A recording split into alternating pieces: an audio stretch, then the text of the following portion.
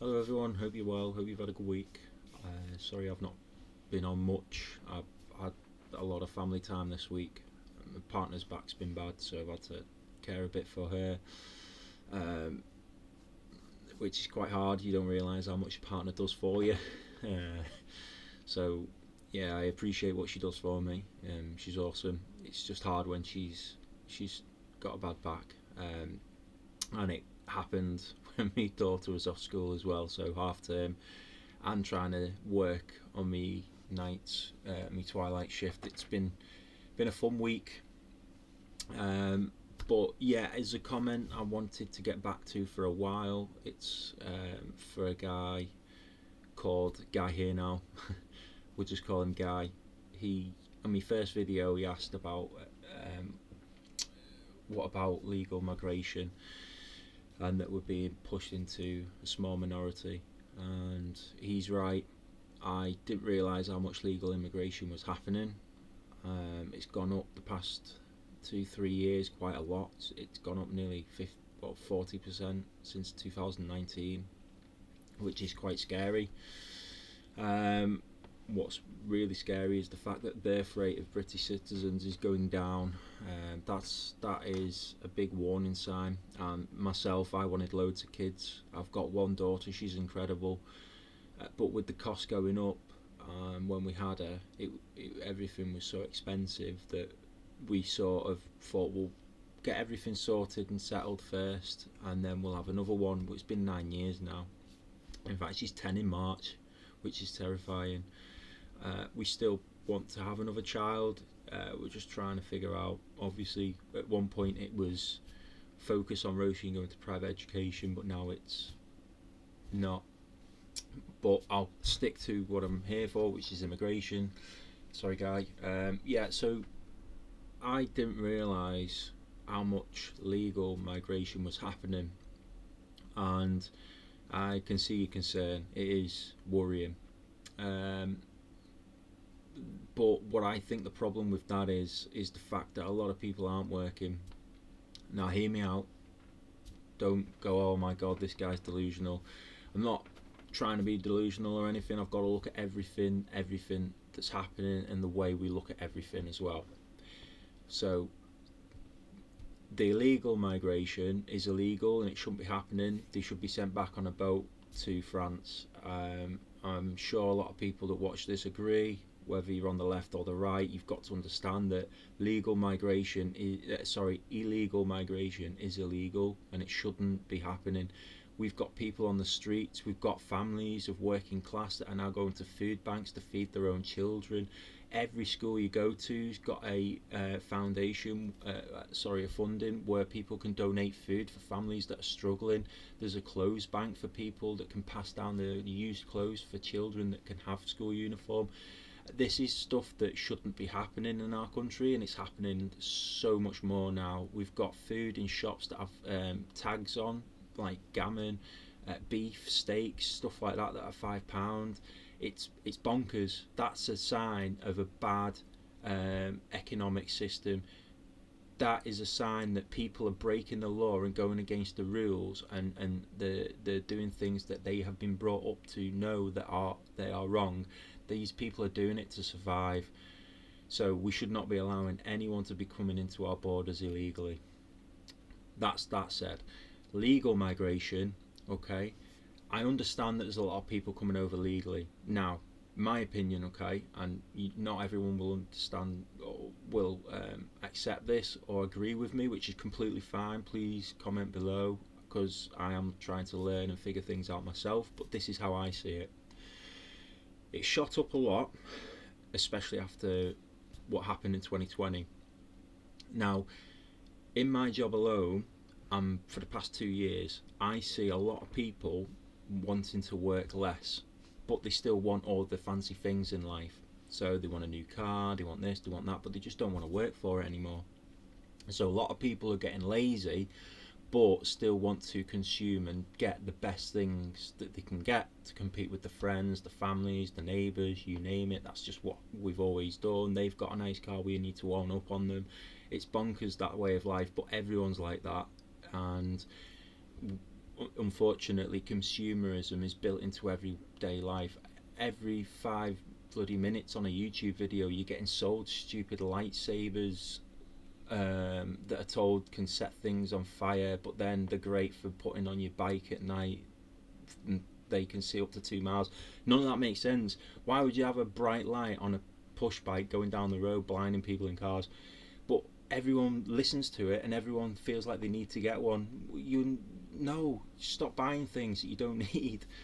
Um, but because of that, people keep buying things that they don't need, keep saying that they can't save up, they can't move out of the parents' home. I've got 30-year-old men that are living with their parents, and that's like normalised. No, it shouldn't be normalised. Kick them out and make them fend for themselves. Hard work. No one does hard work anymore. And I can say that because I have grown up with my dad as a farmer. When I go and stay at my dad's, I was up first thing to help the livestock. Farmers don't sleep, and unfortunately farmers don't make as much money as people seem to be making. And the fact that building expenses have gone up through the roof, they find it harder to maintain the property, but yet the government are going to snatch it off them. But that's a completely other video. I'm not going to go down that route yet. Because people in England are basically lazy now, they want their shopping brought to their door. They can't even get off their arse to go and get milk. They get it delivered. They can't be asked to go and it's just nuts, and people are too scared to send the kids out to go and get the shopping, which was a normal thing 30-40 years ago, that the kids stay in on the computer eating junk food that's been delivered to the door by a grocery guy that's paid to deliver it for them, rather than going and pushing a trolley around and getting better fresh food.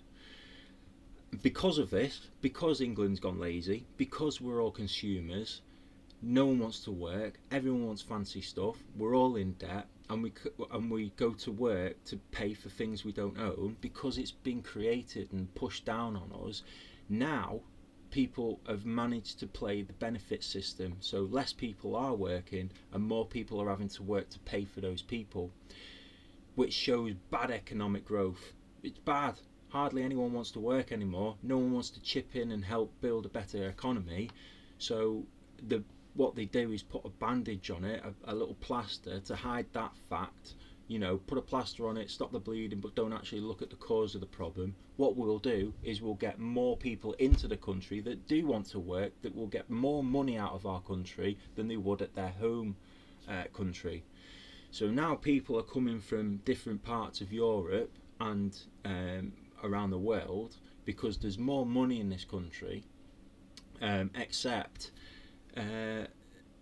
they're taking benefits. So although some of them do stay and they do work hard, and there are some hard workers that come over to this country, and I'm all for that. There's doctors that are coming over that are saving lives, that have got better education, that are helping people. Indians, 250,000 Indians, he said, came over last year, which is shocking, but some of the best doctors in the world are Indians. They're helping find better cures for cancer. They're in research labs doing scientific based stuff. They're bringing the knowledge over to help our country, which is what we want. We want that. We want nurses. But then you've got the bad side of it, which they're coming over, they're working for a couple of weeks, couple of months, then they're falling ill like an injured back. They're moving back to the country that they came from, still being paid by the benefit system that England provides. That is completely nuts. I don't think that's fair. You should be staying here and paying your taxes. So long as you come to our country and pay your taxes and help everyone, that's fine. But if they come over and abuse the benefit system and don't want to integrate into our culture and our history, then that's not good. We can't allow that. And that's the side of it I think that Guy is getting to. So I don't have anything against anyone of any religion, anyone of any colour, anyone of any beliefs or anything like that. What I do believe is if you come to our country, then you need to sort of follow our rules and learn our language. If I was to move abroad, I'd learn that language and I'd speak in their language, because for me that's what a gentleman would do. That's what it's courtesy, it's respect for their culture. And I think that if they're coming over, then they need to respect our culture. Now for the people that do come over here and they don't respect our culture and feel like they are pushing the British people into a minority, Um, I'm a nice guy. I'm a really nice guy. I want to work hard and please everyone. I want everyone to have. I just like everyone being together. I like to socialise with people. Don't get me wrong, I love my own space. I love walking in the middle of nowhere with the dogs on my own thoughts. But if any threat comes to my door, to my anything that affects my daughter or my partner or any of my other family, then it becomes an issue. And then, although I'm a good guy, there is a nasty side to me, and I will do everything to protect my family and um, my daughter, especially, and my partner, and my dogs and my cat. Um, I love everything. I love everyone. There's some people that can really wind me up, that I have a bit of a feeling that I'm like, I'm unsure about them. That's fine. I'll still make my time for them if they'll make the time for me. But if I see any threat around my family, like if I'm walking down the road and something doesn't feel right, I'll get them out of this situation. And if it does come to me, then I will deal with that situation. And I'm not just speaking for myself here, I'm speaking for all British citizens. We're English and we're good people. We respect each other. We have banter, we have a laugh. My life would be boring if people didn't take the mick out of me, because I love taking the mick out of them. You should be able to take it. The problem we've got now is comedy is being destroyed by a lot of people that are coming to the country because it's affecting them, and it's sort of been brainwashed into other people of this culture.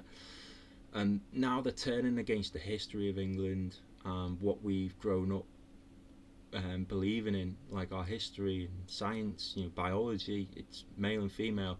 All these beliefs are changing, and I think it's by other things around the world. I don't think it's the British culture. That's the stuff that I don't agree with, and that's the stuff that I can see being a big problem. But like I said before, I can carry on. I can carry on being me, but as soon as it really starts to affect my family, then I will stand together with a lot, like millions more like me, and you'll see that England isn't being pushed into a small minority. And as small as we are, we're very tough people. We can take it on the chin quite well,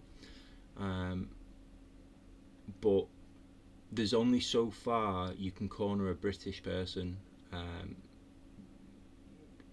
You've got to remember that the working class are the foundations of this country, and we are being attacked.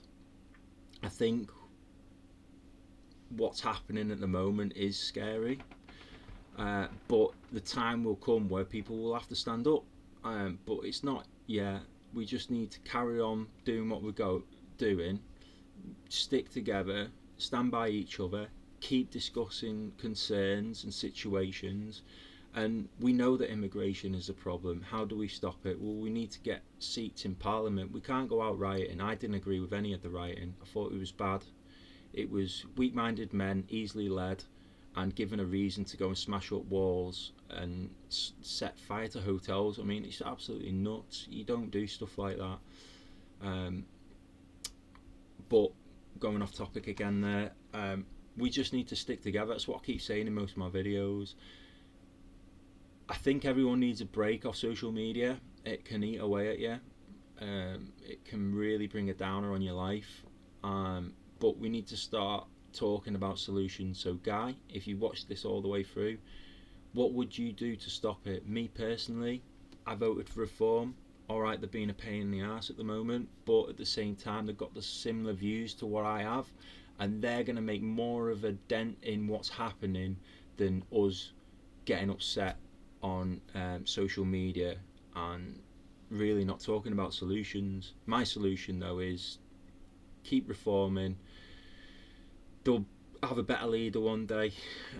Nigel's letting us down, so is Richard Tice, but at the end of the day, they're in there. We gave them seats and we can give them more seats. We just need to stick together. That's my solution to it. It is a concern. I am worried about it, but until it knocks on my door, there's not much that me personally I can do apart from keep wording my voice out. Anyway guys, take care. I'll speak to you soon.